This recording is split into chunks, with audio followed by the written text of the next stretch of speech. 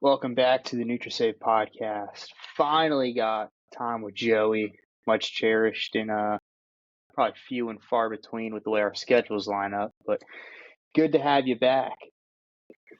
It is good to be back.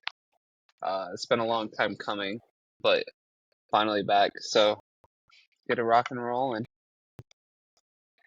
I know I get to talk to you all the time, but I know that our 4 viewers at home don't get to hear our beautiful conversations that happen 5 times a day. So hopefully we can give them a little treat on this fine evening. As promised, we will be doing a very, very deep dive, like Mariana's trench level deep dive into the coaching carousel today, and then covering possibly one of the greatest baseball series of all time in the World Series that just wrapped up this past weekend.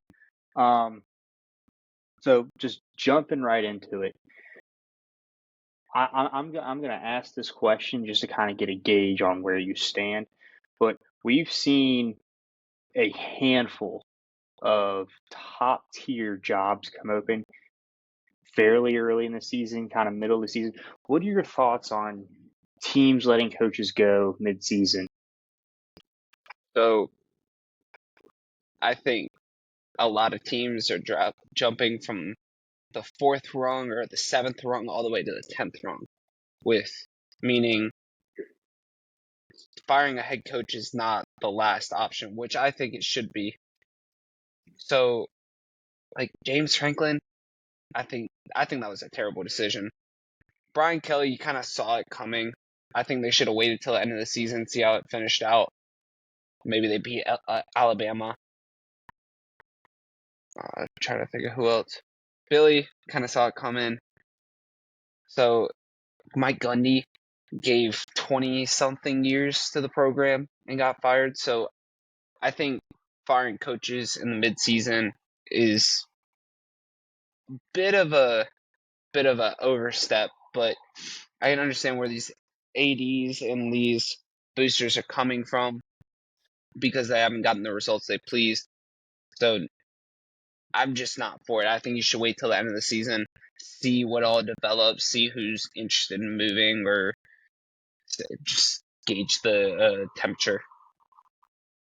So one of the big things, actually, there's a couple of big things I'm going to jump into, is, and we saw this with the New York Knicks after the Eastern Conference Finals last year when they let go of Thibodeau and kind of decided they were going to take their franchise in a different direction.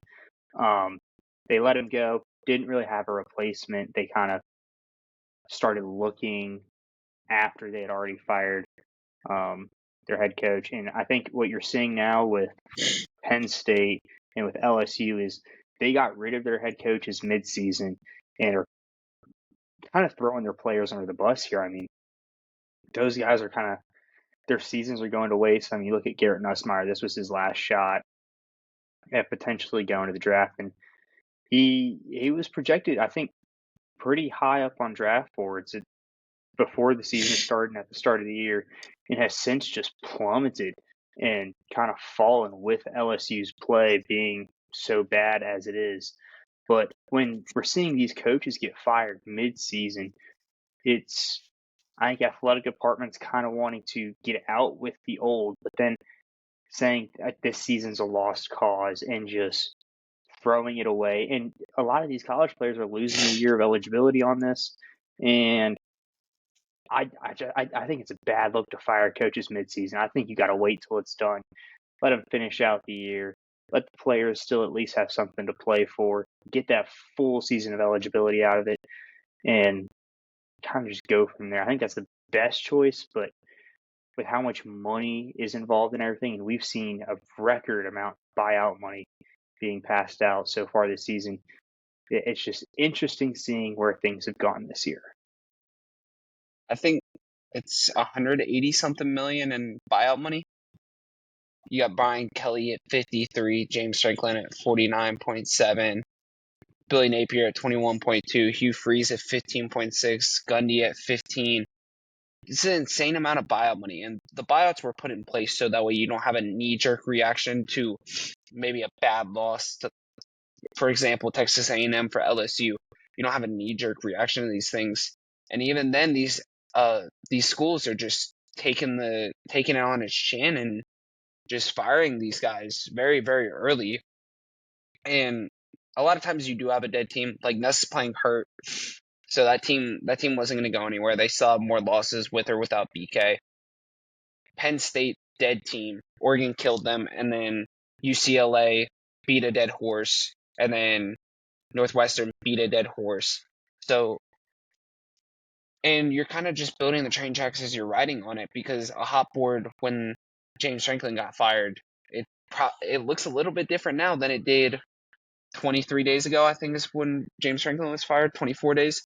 So a lot of these teams are just making these knee-jerk reaction, especially with the boosters not supporting them, or the fans or whoever. And you even have fans now jumping to the 10th rung of the ladder, like I said earlier, with firing coaches. They're talking about having a conversation over Hypo and just stuff like that. It's just we're jumping too fast to firing coaches, and I think Signetti is one of the people that kind of accelerated it, because if Signetti's succeeding at Indiana, why aren't you succeeding? So I think it's a big thing, and we can dive deeper into the specific coaches and what went wrong for them, but just as a 50,000-foot view, it's too much too early, but a lot of these teams you kind of understood it for. So some of the more notable jobs that have come open so far this year, and we've already mentioned it a couple times, the LSU job with them letting go Brian Kelly, Hugh Freeze this past weekend following a 10-3 loss to Kentucky. Sam Pittman was let go from Arkansas earlier this year. That wraps out the SEC. James Franklin from Penn State, Deshaun Foster from UCLA after they started 0-3. And they've since turned it around somewhat. I think they were energized by the new coach, the new offensive play style with New Heisel. Brent Pry was fired at Virginia Tech. And then Troy Taylor was let go in March. They've had an interim coach all year, but not who they originally were thinking was going to be at the helm at the end of spring training. And then, of course, Mike Gundy from OK State. So some very notable teams. And if you looked at that list, with the exception of maybe Deshaun Foster and Troy Taylor 3 years ago, and been like, hey, all of those guys would have been without a job, what would have been your just general reaction? Well, I mean, Brian Kelly got hired, I think it was 3 or 4 years ago. Billy Napier hired 3 or 4 years ago. Hugh Freeze, I think, was hired 3 years ago. So James Franklin still, it's before he went on his 34-8 run, I believe, at Penn State. But even then, James Franklin had been doing a good enough job, coming off of the Ohio State win a couple years ago. So, and I mean, the Virginia Tech head coach, I can't remember his name, but all those guys hadn't had a lot of time, and I think you need longer than 2-3 years to put in a culture and really get your guys. And with Hugh Freeze and Auburn, couldn't get the offense figured out. More specifically, the quarterback. They have a really good offensive roster this year. It's not a lot of problems. Excuse me. With them, Penn State coming off of one play away from a national championship. LSU kind of seen it coming because Brian Kelly could never get it figured out. Philly, you're kind of hoping, especially after he's the replacement to Dan Mullen, I believe. Coming off of that, but these knee-jerk reactions with Dan Mullen saying he wasn't good enough, then you get a Billy Napier, or with Gus Malzahn, you get a Brian Harsin. So you get all these guys, and then UCLA was kind of just put in a bad position with Chip Kelly leaving to go to Ohio State. So just a lot of knee-jerk reactions and a lot of very open a lot of quality jobs, a lot of quality candidates in James Franklin. Brian Kelly will go somewhere more than likely. So just a lot of turnover. And from everything we've heard, and I'm sure y'all have heard, there's more coming. So before we get into some of the ones that we think are going to come open, or at least I've seen a bunch of stuff come out about how toxic Brian Kelly was with his staff, um, and how not present he was during the crucial times that they were recruiting. Um, and so there were reports that in the spring and summer when they're supposed to be building out a roster, working on spring training and whatnot, he's over there sitting on a beach in Florida. And you had a similar situation with Hugh Freeze playing golf all the time. But when you hear all these negative things come out about a coach, and you've got former players tweeting out kick rocks and everyone just kind of being glad that you're gone. If I was an AD of any major school that would try and go after Brian Kelly and kind of shell out the amount of money that he's going to command, why would I want to bring in that level of toxicity into my school and into the program that we are trying to take to the next level? Well, first off, James Franklin looks like a saint right now with all the stuff that's come out about Brian Kelly. I think with Hughes a little bit different. Like, not all guys are in the office 20 hours a day. Like, that's not a thing that's happening. There's a lot of guys that got golf on their schedule or whatever. But James Franklin looks like the greatest guy ever right now, especially because there hasn't been a single nice thing said about Brian Kelly.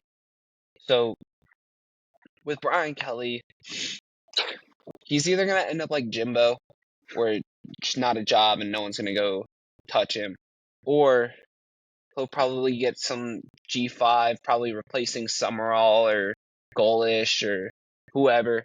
I don't think, or Brian Kelly can just be happy with his $53 million buyout, because I don't believe it has the thing in it that says that he has to go get a job immediately. He can probably just live off that money for a while if he so chooses. So I think, So go ahead. I don't know if you saw this, but they negotiated his buyout down to 27 million. There was some sort of clause in his contract that I guess he violated, and so the LSU lawyers came in and negotiated that buyout down to 27 million. So, I mean, cut it damn near in half, which is huge if you're LSU and you're going to have to go out and try and shell out a decent amount of money for a new coach. But kind of looking into some of the jobs that we think are going to come open. Starting with Mark Stoops at Kentucky, I think this is more of a, does the administration really want to get rid of him yet? I don't see Kentucky as a major football school. I don't really think they care about football to the level that most of the other SEC schools care about. And so I'm not entirely sure if they're really ready to kind of bite the bullet on that. I do think Wisconsin's going to get rid of Luke Fickell. He's seen pretty much no success there. Every season's been pretty bad under him. Michigan State, they've been up and down the past couple of years, sometimes good, sometimes bad. So Jonathan Smith definitely on a very warm seat. And then Mike Locksley at Maryland. Joey, if you want to kind of spit your inside information on that. Well, I don't really have any inside information, but some of you may have seen the false report that came out that Mike Locksley was no longer the coach of Maryland. But with Mark Stoops, Mark Stoops was one of the hottest names on some of these coaching searches a couple years ago. Like, Kentucky was actually somewhat really good. Luke Fickell, he's kind of just made bad hires all along. Tried to change it into an air raid offense at Wisconsin, and then try to change the way Wisconsin was versus the Paul Chryst era, and it didn't work. And then he tried to switch back, and then all of his quarterbacks got hurt. I don't think he's really had a starting quarterback for half the year that he's gone into the spring with. So Jonathan Smith, Michigan State's just not what it used to be after wasn't Mel Tucker, Mark D'Antonio, and then Mike Locksley. He's done really good at Maryland. I don't think he should get fired. It's been an okay season. Hasn't been great. They've definitely struggled in Big Ten play, but I don't think Mike Locksley should be super hot right now. Dabo Sweeney potentially could get fired. I I doubt that. I So even though I they're think, good. and here's kind of where I'm sitting at with that at school in the upstate. I think if Clemson misses a bowl game this year, I think they're going to part ways with Dabo. And it's been slowly starting to build. You look at their records over the last 5 years, 6 years. 2019 they were 14-1. 2020 they were 10-2. 2021 10-3. 2022 11-3. 23 they were 9-4. 2024 they're 10-4. And so they already have 5 losses this year. They still have Louisville on the schedule. They've got Florida State on the schedule, and they've got South Carolina on the schedule. Furman's weaseled in there the weekend before Thanksgiving. But there's a very, very real chance that Clemson does not make a bowl game this year. And that'd be the first time they don't make a bowl game since 1998. Let me riddle So you this. I Did they or did they not win the ACC championship last year? They did. they did, but I They think made the playoffs. they made the playoffs based on the fact that you get an auto bid with the ACC, and they got gifted a trip into the ACC championship because Miami couldn't keep their shit together and lost to Syracuse. Either way, I mean, Syracuse won. Not a bad team last year. 2, either way, you still made it in. Like, I don't think we should be doing this whole thing of being gifted in. Davos consistently had good teams. The first bad team Davos had since probably his first year. And yeah, they were preseason top 5, I think. I think we had them preseason top 5. We were wrong. They were I like don't a think. consensus national champion. Yeah, Like I mean, I think everyone it on ESPN happens. had them at. I think that happens. I think in this new era of college football, you have to recalibrate yourself to the big dogs don't have a floor anymore. Like, you don't have a floor of 10-2 no matter what. Like, you're gonna have really bad years sometimes. You're gonna have dead teams with how dispersed talent is. Like, if you get injured or just too many guys leave, maybe the team doesn't mesh well together. Something of that effect. It's not going to be perfect every year where you're going 10-2 and always in the hunt. It's going to happen with Ohio State and Ryan Day. It's going to happen with Dan Lanning and Oregon. Name X good team. I mean, you saw Kalen DeBoer struggle last year with bad teams. So we have to recalibrate ourselves into not thinking guys should just get fired for really bad, for dead teams, essentially. And that's kind of what Clemson has this year. So I don't know if you can call it. I don't know if you can call it a dead team when there has been a steady and consistent trend going up of Clemson's losses starting to mount. And I don't think it's out of the picture that they finish the year 4-8. I wouldn't put it at a very high chance, but I think it's realistic. They, the thing with I believe they Clemson, go. I believe they go to Florida State for that game. So I mean that's going to be a somewhat tough I environment to think play in. it's in Death Valley. But Clemson is 0-6 in those games against Power 4 teams in Death Valley. But no matter how bad the season is, Dabo is the only active head, or one of the 2 active head coaches with 2 national championships, one of the 3 active coaches with national championships. I don't think you can replace what Dabo brought to Clemson in any short order, and I don't think you should fire Dabo. Now, Dabo needs to get with the times. It's fair to criticize Dabo Sweeney, but I just don't know if you're going to get a guy that's going to do much better. Now, especially with it being his first losing season. Like, if things get a lot worse there, like, Dabo set the standard at Clemson. And because he's not reaching it, we fire the guy. I just, for 1 year, mind you, because they went to the playoff last year. For 1 year, Clemson should not be firing Dabo Sweeney this year. Next year, maybe. Like, if you're in a Mike Norvell situation next year and you're still not going to make a bowl game, it's a fair conversation. But this year, I don't think so. I think firing talks are kind of ridiculous right now. So you look at the coaching carousel that we have on our hands already. And I'd say this is probably going to shape up to be one of the most interesting and action-packed coaching cycles that we've seen with everyone kind of moving around. A lot of big names that are already open. Why shouldn't Clemson try and go out and get someone? I mean, it's a long shot, but what are your thoughts? Like, what if James Franklin was to go to Clemson? I have another ACC school that I think is a better fit, but I have a hard time firing Dabo when he's brought two. I just have a hard time with it, and there's gonna be guys like those guys are still gonna be there, and you're taking a chance. Like you maybe renegotiate Dabo's contract, but you don't just make an overreaction just because of one bad season. That's where I'm at on Dabo.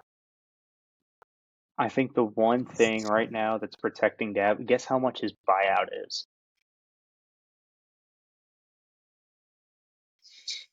60 something million. I don't know if Clemson's going to be able to shell out that much money to fire him. I think that's the one thing that's protecting him, and I think that's the one thing you look at Norvell at Florida State right now. I think that's the one reason he still has a job is because they're just going to wait to the end of the season, wait for that buyout to get just a little bit lower, and then they're going to get him out of there. For sure. I think you let Norvell finish out the season because Florida State, I don't think is one of the top 3 jobs out there. You kind of like, I think the LSU job is probably by far the best job that's open right now. And I think all these other coaching searches are going to trickle down from that. I think you're going to base it off of, well, Florida's going to base it off of if Lane goes to LSU, like we can't go after Lane anymore. We got to go find someone else, like John Summerall, James Franklin, whoever. But I So, I can't get over the firing Dabo Sweeney. Norvell probably gonna get fired at the end of the year. so the Belichick experiment in North Carolina has gone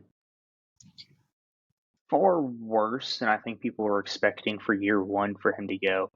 But and there's talks that he might get let go at the end of the year, and I think they're just going to kind of try and I guess put it back on the right track might be they kind of reshape their focus. But I don't think that Belichick should be let go from UNC yet. You look back to what Dion did in his first season. He went 4-8 in his first year at Colorado, and it was a terrible second half of the year. I think this not Colorado, the Carolina team is getting slightly better week to week. Um, Given that first game against TCU was awful, atrocious. I don't think that could have gone any worse than it has, and it's gotten slightly better. Still bad, but slightly better each week. I think you give him another full year to kind of fully kind of set in that culture that you talk about and where it takes time to do that. And so I think his name is on a hot seat right now. I don't know if he's going to want to do another year of trying to rebuild that there, but I think he should be safer than what most people give him credit for. So now, on the other hand, I did just mention Dion. I don't think Colorado will let him go because, I mean, how big that program has gotten with social media popularity since he's gotten there. But when it comes to playing on the field, Colorado's been atrocious under Dion. They're 16 and 18 so far in the 3 years he's been there. They've made one bowl game in which they got blown out by BYU, and it was a pitiful performance from Shador. I'm taking sacks, probably shouldn't have taken. I don't have his uh, completion percentage in front of me, but so far this season they've gone 3-6 and they have a minus 73 point differential. So I year think part of three, that's not looking to. from part of it. I think part of that point differential is the Utah game. Well, and last week. I forgot about last week. But with Colorado, you have to remember how bad Colorado was before Dion got there, for one. Two, how much was Dion around, to be honest, with his medical issues? And it's not a shot against him. It's just how much was he around during spring and summer ball? And how much has his health affected him going into this season? Does he still have that fire when his sons play for him? So I think Dion will be fine. Colorado will be fine. I don't think the I'm Deion Sanders pitch will work anymore. I don't think Colorado's got the boosters like you do in the SEC and the Big Ten and the bigger schools in the Big 12 like Texas Tech. So I think you got to give Dion a little more time, give him another season, see how he does, and it'll get better at Colorado. I think Dion has made some subpar hires since he's been at Colorado at coaching in his coaching staff. I mean, the offensive line's been atrocious all year. So I think you got to wait and see. Same with Bill Belichick. If Bill Belichick gets fired this year, it's for something off the field, not on the field.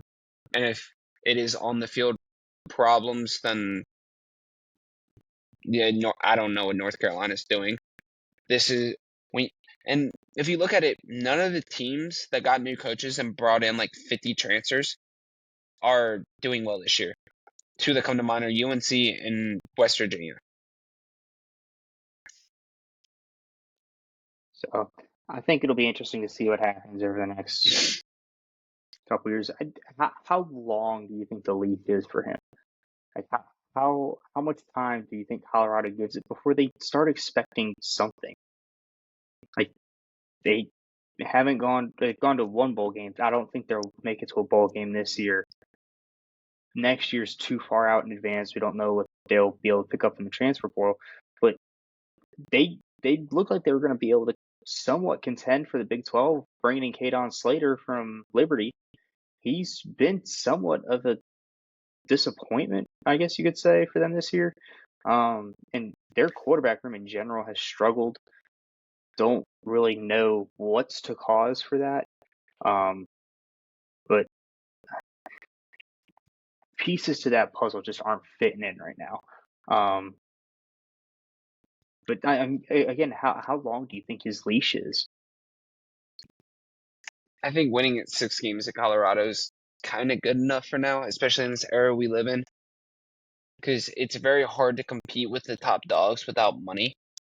It's very hard to do more with less, especially with Dion being really a first-time head coach at Colorado. I mean, I know he coached Jacksonville State or Jackson State, whichever one it was, but I think it's hard to do more with less, especially in the Big 12, when you have less than everyone else in the Big 12. I think the hires on his coaching staff haven't been great. So you kind of have to look at that and you're like, well, I mean, and again, I think we cut Dion some slack this year because of his medical issues. I don't think those should be taken lightly, because especially because he kept it under wraps. Like, who knows how many people didn't know about that? I know his sons didn't know about it, but maybe he wasn't super present when he was getting his surgeries and stuff like that. I think Dion's still got a long time yet before they think he's being let go. All right. So kind of moving into some of the bigger names that will be moving around the coaching carousel, and I think the biggest one overall is Lane Kiffin, obviously currently the head coach at Ole Miss, and has been a big target between LSU and Florida. Now, I know the question that you and I have talked about is, what does Lane Kiffin care more about? Does he care more about his legacy in Oxford, or does he want to win national title? And so I'm a give you the chance to speak first on this. I do have a little bit of information on this that I'm going to rant on, probably a good little bit. So go ahead and get your piece in before I do a little monologue. Well, I think Lane's kind of high risk, high reward. Lane could do really well there. I think he would. I mean, Lane's been in the SEC. He's doing great. He's on a trajectory to a playoff run in an 11-1 season. So I think Lane would do fine at LSU. It's just like you said, does Lane care more about legacy, or does he care more about winning a national title and making his own legacy at LSU, especially when Brian Kelly couldn't do it? Would he? It really comes down to that. How much better of a job does Lane think that LSU is versus Ole Miss? Obviously, like with the LSU job in general, like the stuff with the governor and the AD and all that stuff being a disaster, it kind of turns a lot of high-profile coaches off, like Drink, Kiffin, Marcus, Golish, like all these guys. And alignment's been a word that's been thrown around a lot recently, and LSU didn't really have the proper alignment recently, especially with the AD being gone. The president, they don't have a president. So stuff like that, we'll definitely not know any. We're not going to know before Thanksgiving who the coach of LSU is going to be.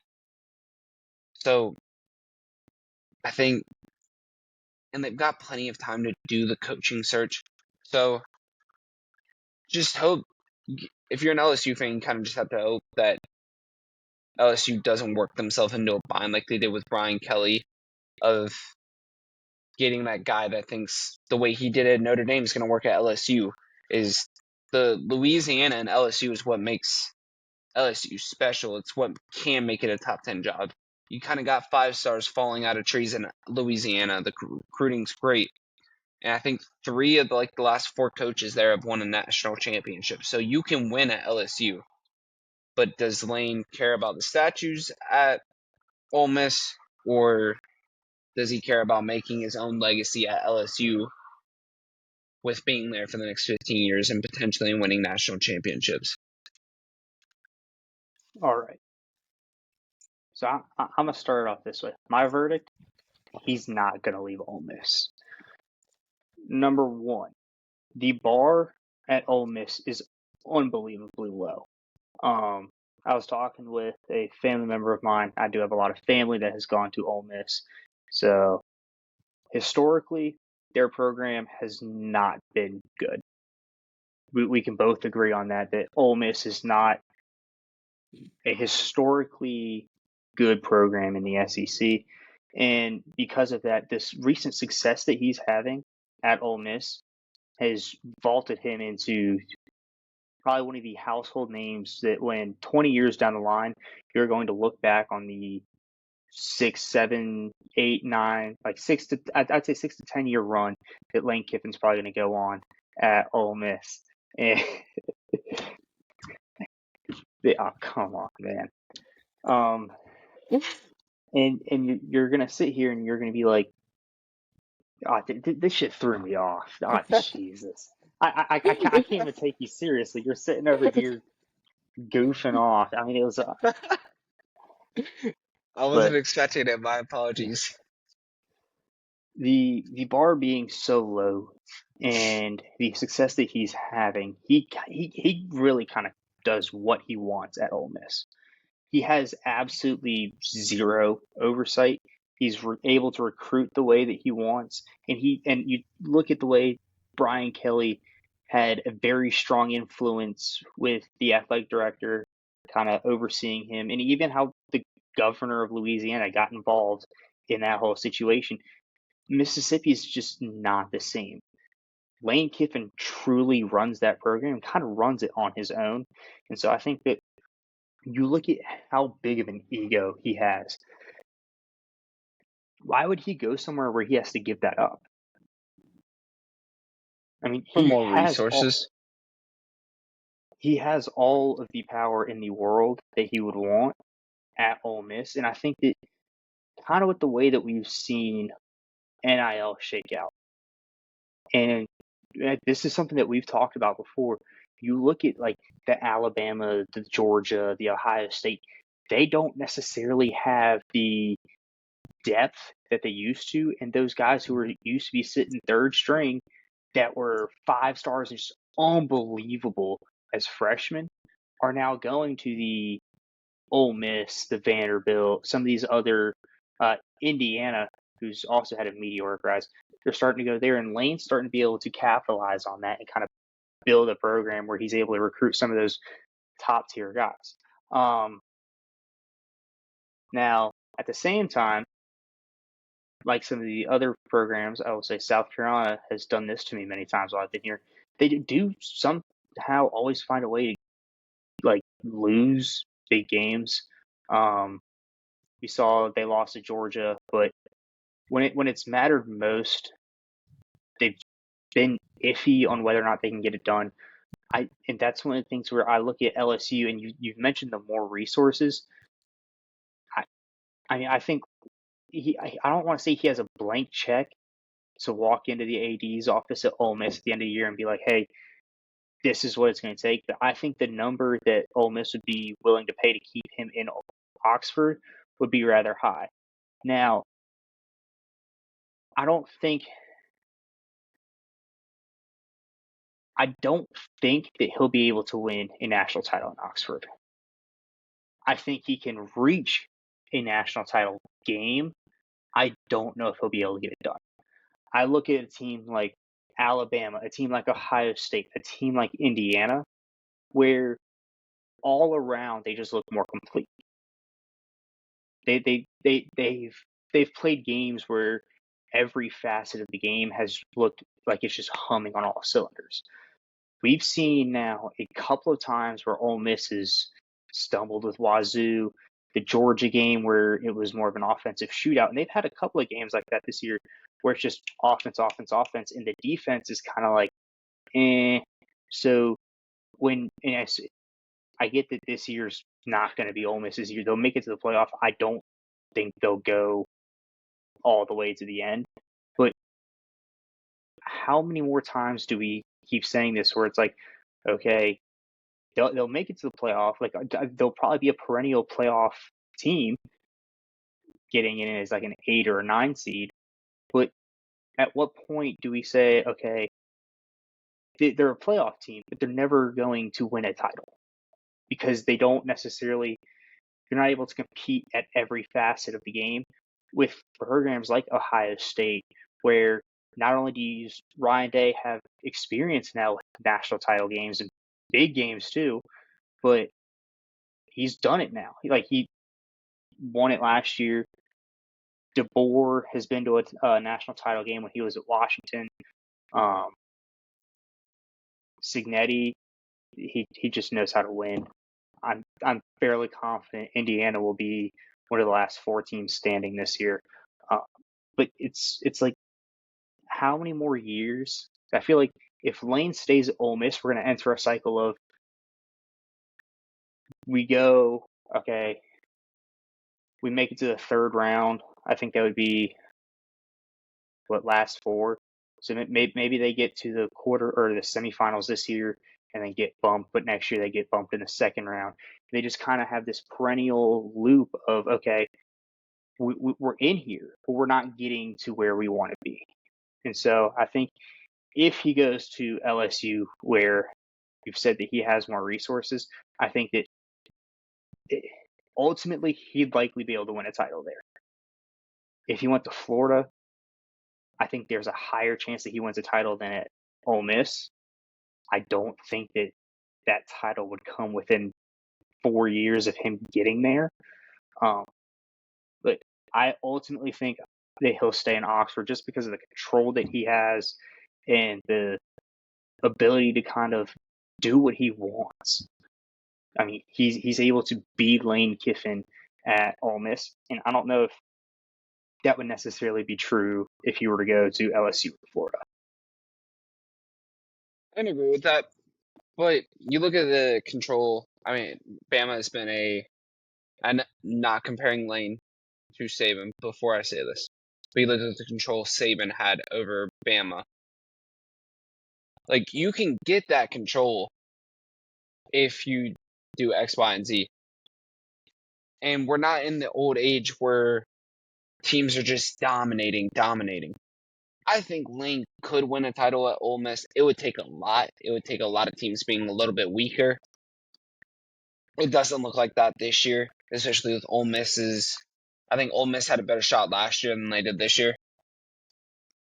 But you look at all these teams, and I think every one of these teams in the country is gettable.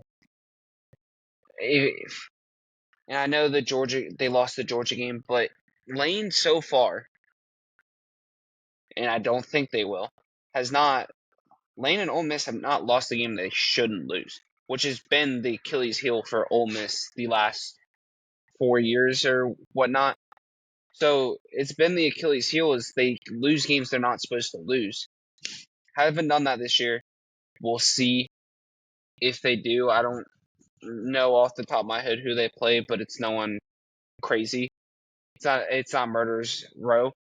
So I think there's a very real chance that Lane could do it. I think he's a good enough coach to. The Lane's kind of struggled with the big game at times too, but he got that road SEC win against Tennessee, Oklahoma, one of those two teams, I think. Oklahoma. Yeah, it was Oklahoma. So, it's just, do you want more resources, more money, or do you want the control and the folklore of being at Oxford? And that's I don't know if Lane knows the answer to that yet. He may or not. He may know the answer. He may not.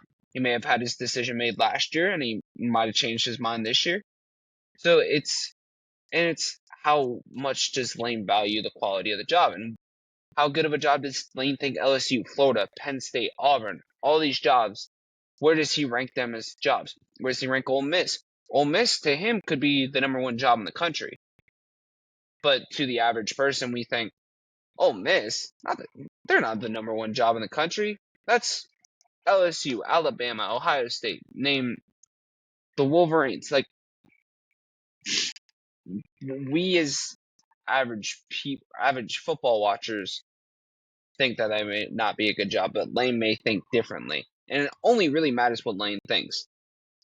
And so I agree with you. I think Lane will stay at Ole Miss, but nothing would surprise me. And that's all I got on that. I think the second biggest opening after LSU, I think, is actually going to be Penn State. I mean, they've been top three team in the Big Ten past couple, actually, for the longest time.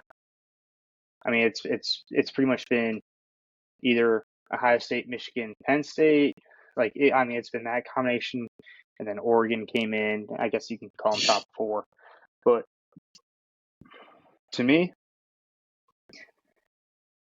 I think the person that makes the most sense for that job is Drinkwitz out of Missouri.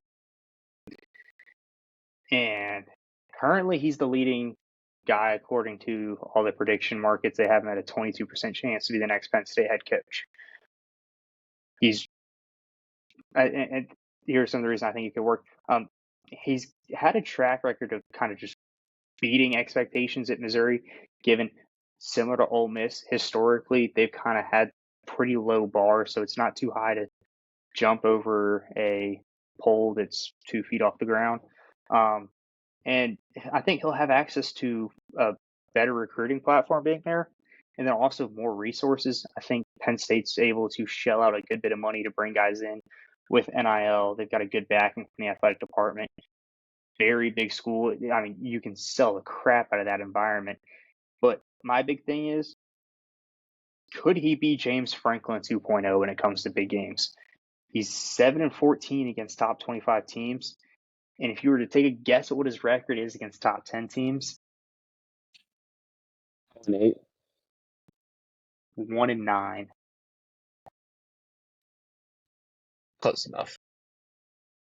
So the thing with So Drink is, can you kind of do more with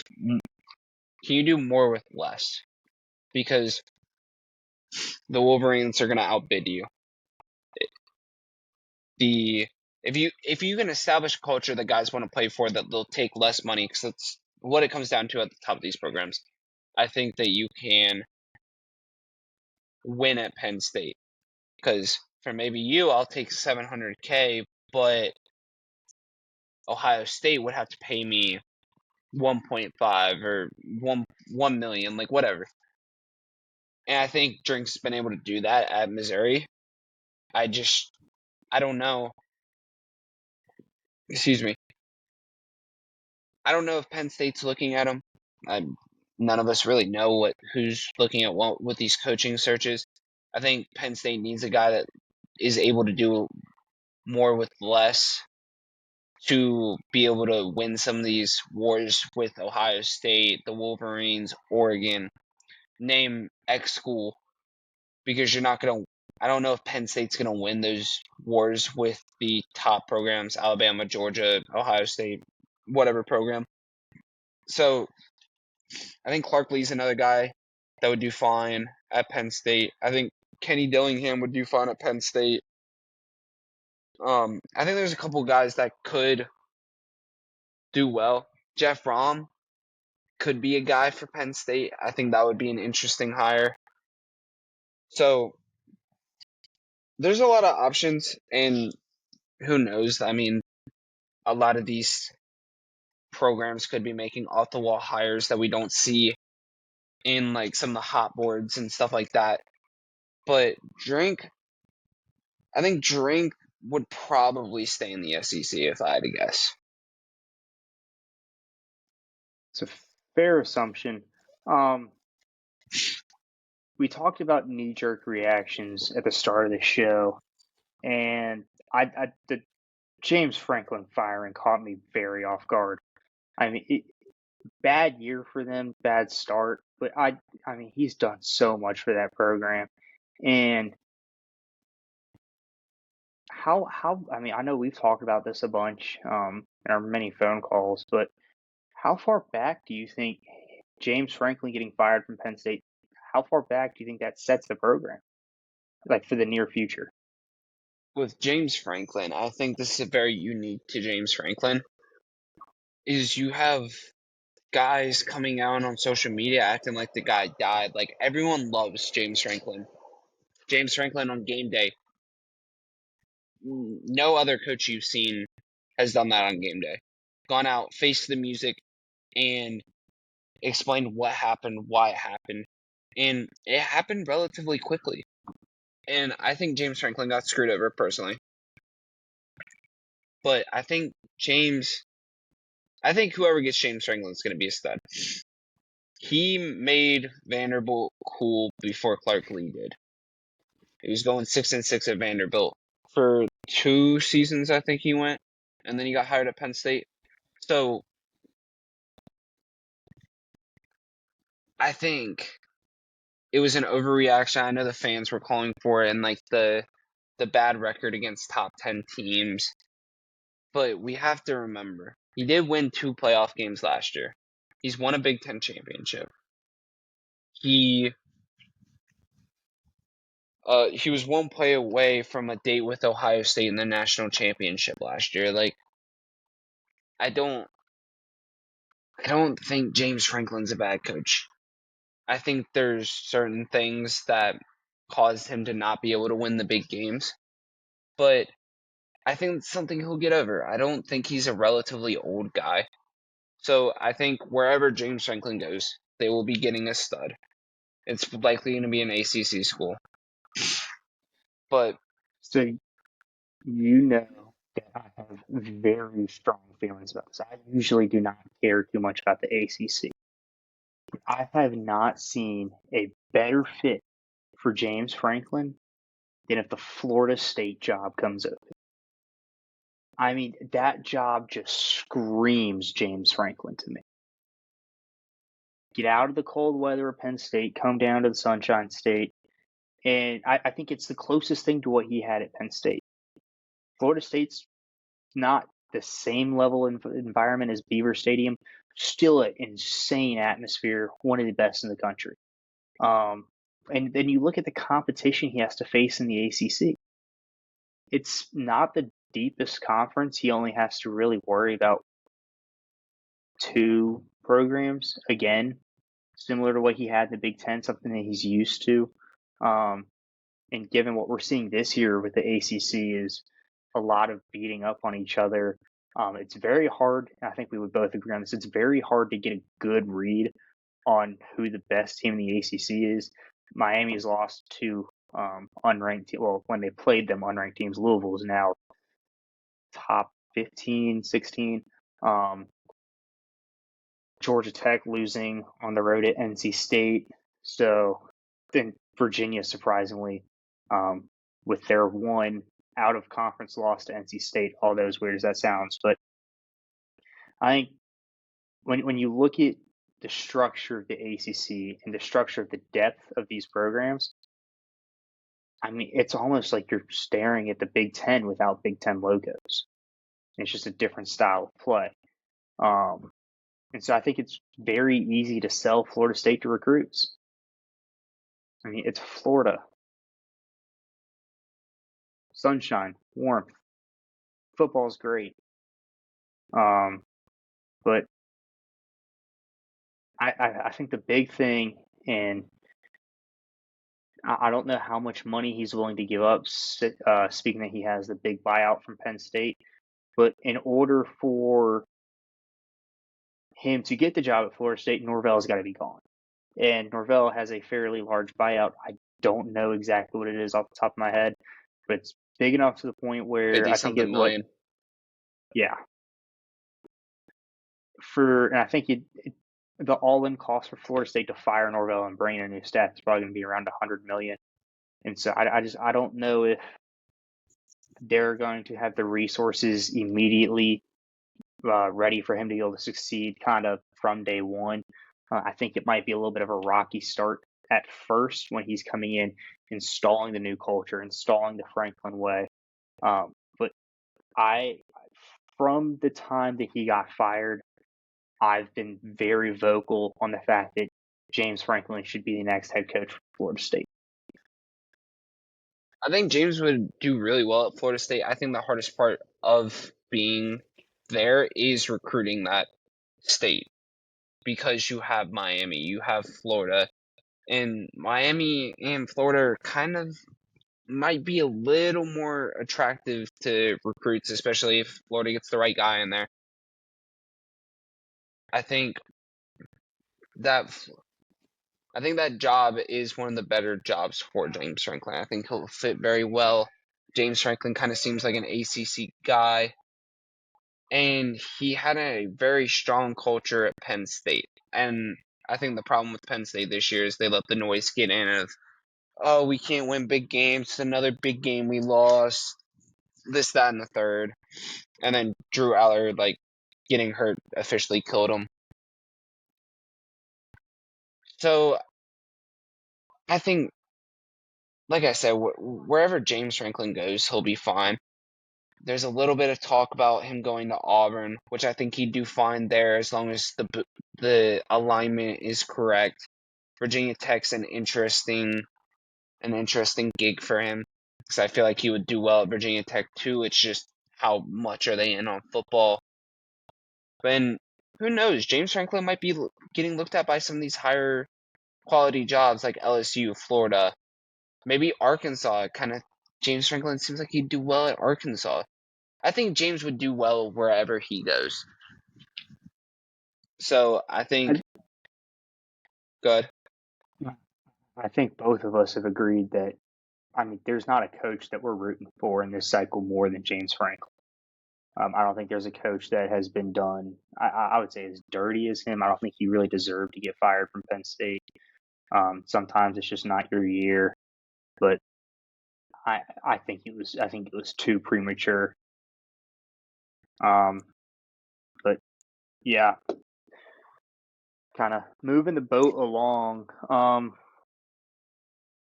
One of the big names I think that has popped up for LSU, and I don't think there's too much traction to it yet, especially with this team still being in the running for a playoff spot. Uh, but Notre Dame's Marcus Freeman. Do you think he follows in Brian Kelly's footsteps and leaves the Fighting Irish for the LSU Tigers? I don't know. How much does Marcus like his situation? Because recruiting is going to be easier at LSU.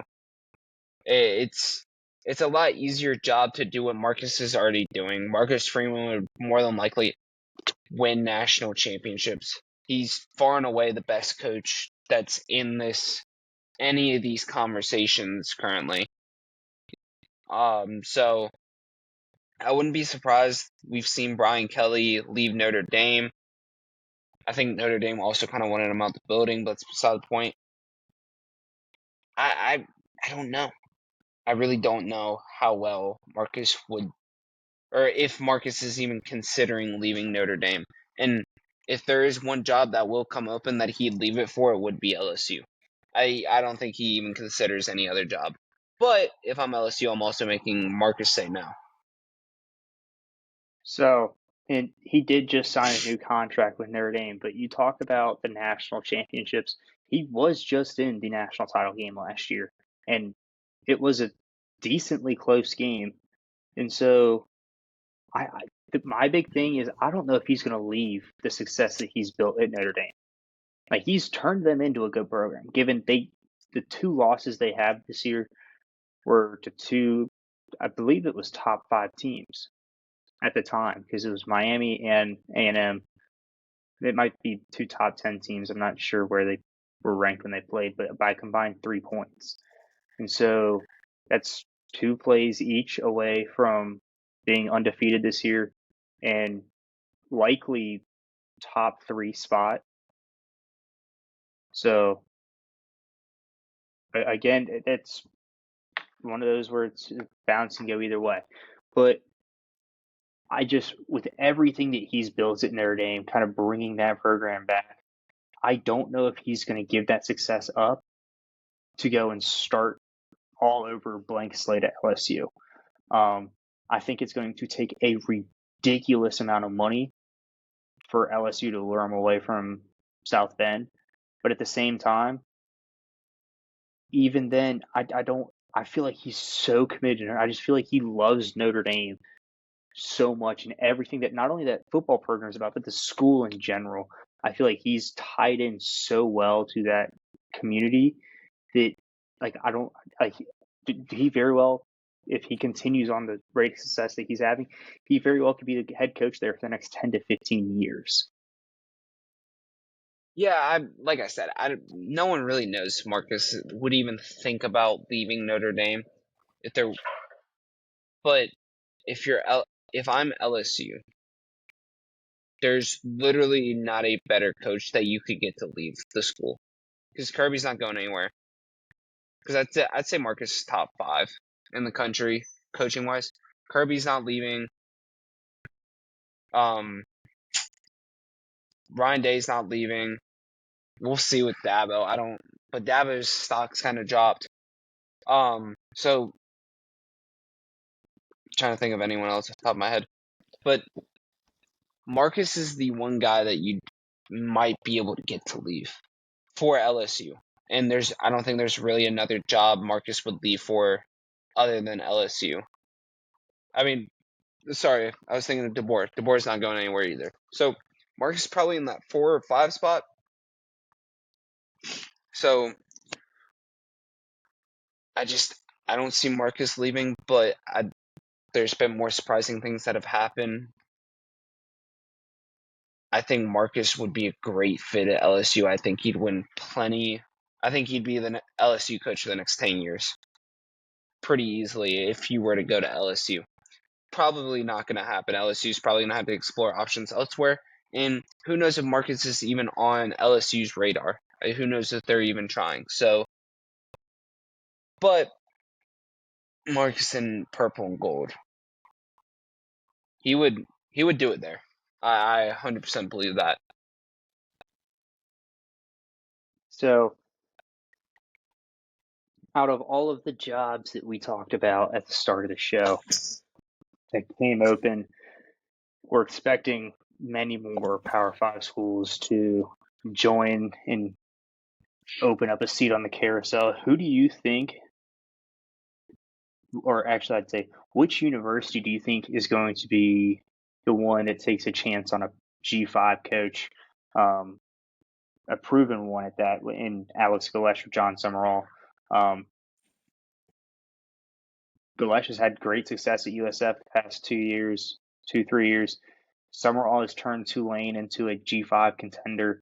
Both of who I think their next step is the Power Five. It's just a matter of where do you think they fit into the grand scheme of things and where they will plug in at. Well, you also have to think about the possible Power Four coordinators. Like, who's going to go get their Dan Lanning? So, you look at those guys, and like Alex Stein's kind of guy that come to mind. Brian Hartline, his name's been thrown around. I think it's too early for him. I'm trying to think. Joe Brady's been thrown in some of these coaches searches from the Bills. So who's going to take a chance on that guy? Who's going to let that guy professionally develop, even if it's a G5 coach or a Power 4 coordinator? Summerall would do great. I would, if I'm Auburn, I'm looking at Summerall or Golish. You also have the Memphis coach. His name slips me right now, but he's another candidate. Frank Key's been kind of thrown around, but he's already at Power 4. And what do we think of John Gruden? Just throwing that out there. I think John Gruden would do great things at LSU.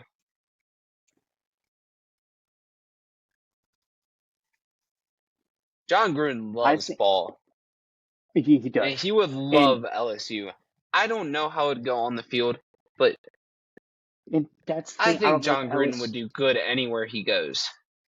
I think with the type of money that LSU is about to throw around, they're going to want a proven commodity and someone who's had a track record of success over the past couple of years, which is why Lane Kiffin's name is popping up. Marcus Freeman, Drinkwitz, guys who have been able to succeed over the past couple of years. Of course, Gruden coming down from the NFL, with that being let go from the Raiders somewhat unfairly a couple of years ago. Um, they'll have that, but I think Gruden, if and I'm going to kind of make some predictions here. I think Summerall goes to Auburn. I think Galesh goes to Arkansas. If Galesh goes to Virginia Tech, who I think very possibly could take a swing at him, and that Arkansas job stays open, and it's not filled by the Northwestern coach or Pat former head Fitzgerald. coach, I can't remember, Fitzgerald, I think John Gruden would make a good fit at Arkansas. And I don't know what his thoughts on I think who's it? Gruden would want to play high level SEC ball. I don't know if he'd want to try to turn a complete program around. I don't know. And Gruden got fired from Vegas because of The off the field emails. stuff. So Yes. it wasn't I really mean, on the his teams field. weren't bad, and that's No, why I said he kind of got let go unfairly. But and um, I really don't think you're gonna have a proven commodity. You're not like there's not Ryan Days and Kirby Smarts just growing on trees I mean, Lane's never been to a playoff. You're not having guys that are perennial playoff guys falling out of trees. I mean, DeBoer's not going anywhere. Lanning's not going anywhere. All these proven guys that are consistently around the playoffs every year, they're none of them are going anywhere. And who knows if Lane's going anywhere? No, so I don't think you're really gonna have a proven power forward commodity at head coach that's really gonna go anywhere. Marcus, we're only So talking about is because it's an interesting name, and he got thrown on a couple of hot boards. Who knows if Marcus is gonna go anywhere? I have my so doubts, now but go ahead. so now if I'm the Florida AD, now I don't know, I'm not very in tune with Florida athletics other than knowing that Napier was getting fired before he got fired. But if I'm the Florida AD and I'm coming off of a string of Mullen and Napier, and I go out and hire John Gruden, and John Gruden goes 4-8 in his first season and 6-6 in his second season. Again, I how long is his leash there before? I mean, I get it. You have to give him a minimum of 2 3 years, but at what point do you start saying, "Hey, we're gonna like"? When is your cutoff and be like, "Hey, we need to see you in the semifinals for the national title"? Well, I think Billy left the Florida program, a lot better than he found it. I think Billy did some good things at Florida. So I don't know how rough of a transition it would be for any of these head coaches. It kind of depends on who they hire, who the staff they bring in, who they're able to get recruit wise or transfer portal wise. I think the problem with Gruden is he wouldn't bring anyone with him because you don't know the staff he would hire. Yeah, you'd assume he'd pluck it from other teams, but I you kind of look at the last NFL coach slash coordinator that went to a head coaching job in Bill O'Brien, and you just look at it and it's like it's not very good over there in Boston College. I mean, their claim to fame right now is holding Notre Dame to a 15-point 25. win. Yeah, so you and you kind of look at that, and then you look at the drama with Gruden off the field at Vegas. But you look at Gruden's YouTube, and it's like this guy loves ball, and he would do very well at I don't know if in college, but if any NFL team were to hire him, he would do very well. I feel so. I don't know. I think someone should take a swing on him, and So like now, what are your thoughts on if someone brings Gruden in as like the offensive coordinator for LSU? I just don't know if Gruden would take it. I don't know Gruden. I think Gruden wants to be a head coach. I just really I don't think Gruden would take an offensive coordinator job unless you're paying him outstanding numbers of money, which I'm pretty sure Barstool is paying Gruden a lot of money anyway. But I think Gruden just wants to get back into head coaching. I don't think he would want to be an offensive coordinator or a coordinator position coach of any sort. And even then, what's the upward trajectory if you bring Gruden in as an offensive coordinator? What's the upward trajectory for Gruden if he gets hired on whoever's staff as an offensive coordinator? It's another fair point. I was just throwing that out there. Yeah, that's about. I mean, do you have any final thoughts? We need to stop firing head coaches in the middle of the season. And there's more coming. I There's more coming. Stop firing could head not agree coaches. with you more. And stop with this. Well, if I got paid $30 million, I would get fired any day. Like, stop. Like, when you're an alpha personality, like, it's hard for you to hear you weren't good enough. You suck at your job, so you're no longer employed. Like, don't. Where's their family gonna move? Stop taking the human element out of it, and stop talking about Josh Heupel getting fired. That's about it. He turned that Tennessee program around and took it to heights they haven't been to in a while. Also, Tennessee wasn't supposed to be good this year. They were supposed to be what, 7-5, 9, anywhere between 7-5, 9-3. I don't see Tennessee. I don't see Heupel as a problem. I mean, it's been a struggle, but it's been a little bit of a drop off. But you knew they lost a lot on defense. So,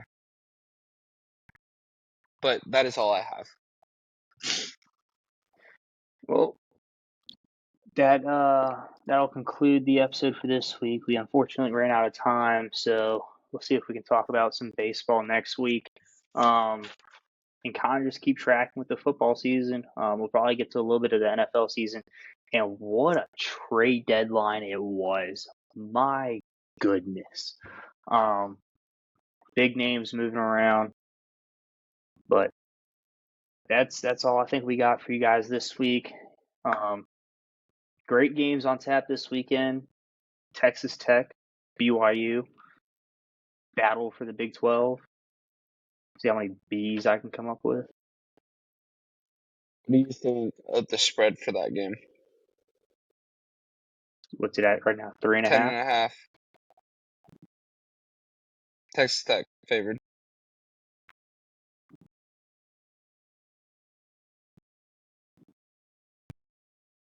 At least the last time I looked, which was a couple hours Still ago. 10.5. What do you think? It's a lot of points.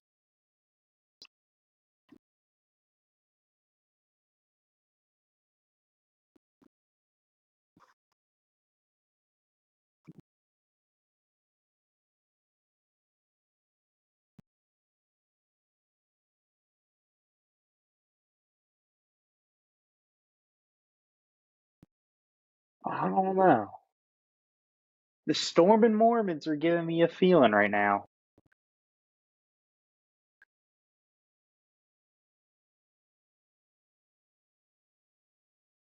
If I'm betting on something that game, it's probably the over in points. I think it was, 52.5? 52.5.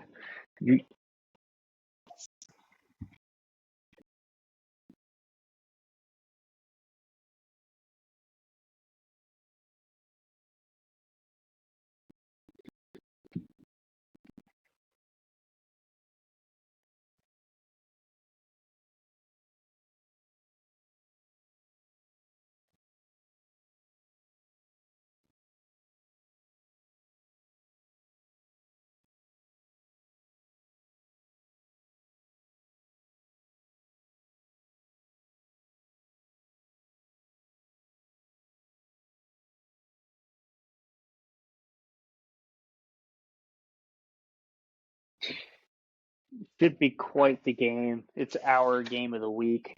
For all of those who follow us on social media, get ready. There will probably be 15 posts that come out today by the time that you see this.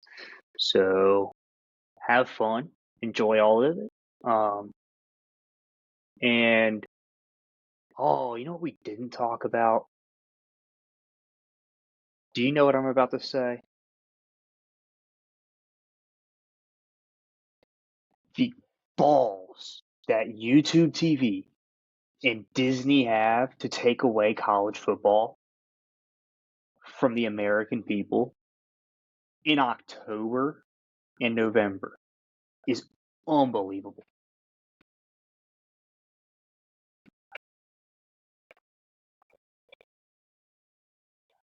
I had to go to a bar last weekend to watch football. Didn't end well. Now, see, I don't like breaking the law.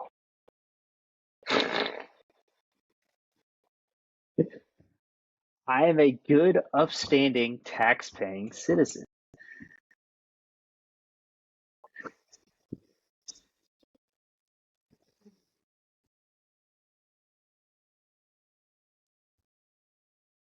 But they got to work their shit out. I can't.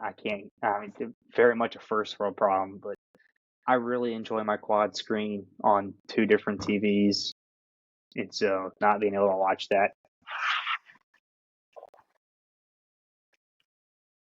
for real. Good thing I'm not a Disney shareholder.